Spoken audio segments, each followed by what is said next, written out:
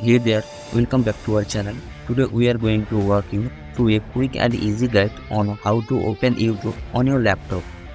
First thing first, you make sure you are connected to the internet.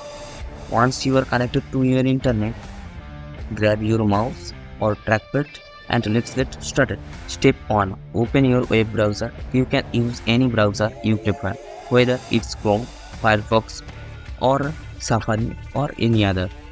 Step 2.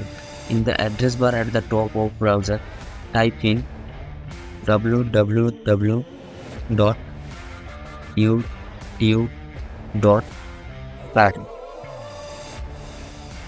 or you can search on Google search bar. So here I am search at top bar and press enter or search button.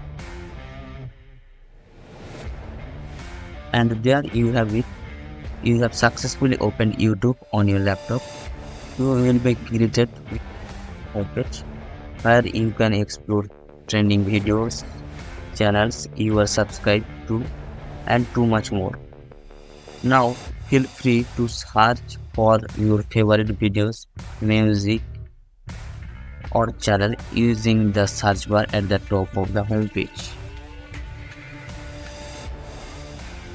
Here I search MTVHD